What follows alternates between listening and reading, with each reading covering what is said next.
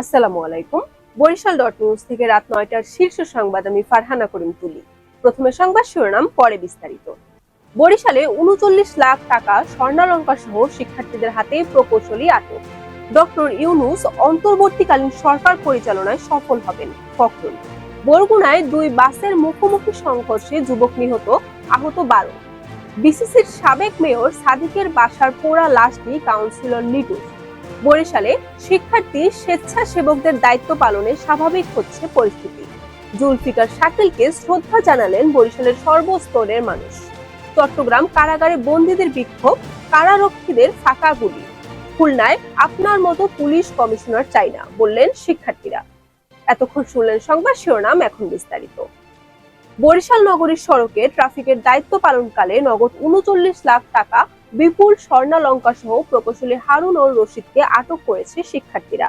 বৃহস্পতিবার বিকেলে নগরীর চৌমাথা এলাকায় ট্রাফিক নিয়ন্ত্রণের দায়িত্ব পালনকালে এই ঘটনা ঘটে। ডক্টর মোহাম্মদ ইউনূস অন্তর্বর্তীকালীন সরকার পরিচালনায় সফল হবেন বলে আশাবাদ ব্যক্ত করেছেন বিএনপির মহাসচিব মির্জা ফখরুল ইসলাম আলমগীর। বৃহস্পতিবার দুপুরে বিএনপির মহাসচিব এই আশাবাদ ব্যক্ত করেন।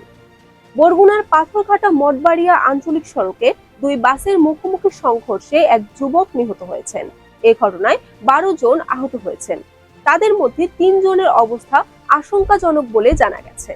বরিশাল সিটি কর্পোরেশনের সাবেক মেয়র শেরনিয়াবাদ সাদিক আব্দুল্লাহর বাসভবনে অগ্নিকাণ্ডে উদ্ধার হওয়া আগুনে পোড়া লাশটি ৫ বারের মতো নির্বাচিত কাউন্সিলর গাজী নইমুল হোসেন লিটু। শুক্রবার বিকেলে এ তথ্য নিশ্চিত করেছেন কাউন্সিলর লিটুর স্ত্রী বেগম নাজমা।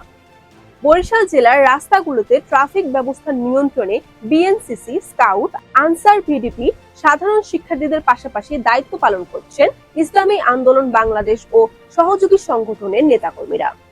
বৈষম্য বিরোধী ছাত্র আন্দোলনের সময় রাজধানীর মিরপুরে গুলিতে নিহত ছাত্র ফেডারেশনের নেতা জুলফিকার আহমেদ শাকিলের জানাজা বরিশালে সম্পন্ন হয়েছে।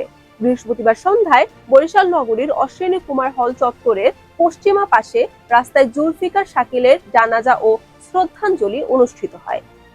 চট্টগ্রাম কেন্দ্রীয় কারাগারে বিক্ষোভ করেছেন বন্দীরা। তাদের দমন করতে পাল্টা গুলি ছুড়েছেন কারারক্ষীরা। আজ শুক্রবার দুপুরে নগরের লালদিঘি পাড়ে অবস্থিত কারাগারে এই ঘটনা ঘটেছে। কারাগারে বর্তমানে প্রায় ৫,০০০ বন্দী রয়েছে। Khulna metropolitan police commissioner Mozammel হকের পদত্যাগ দাবি করেছেন বৈষম্য বিরোধী ছাত্র আন্দোলনের সংগঠক শিক্ষার্থীরা।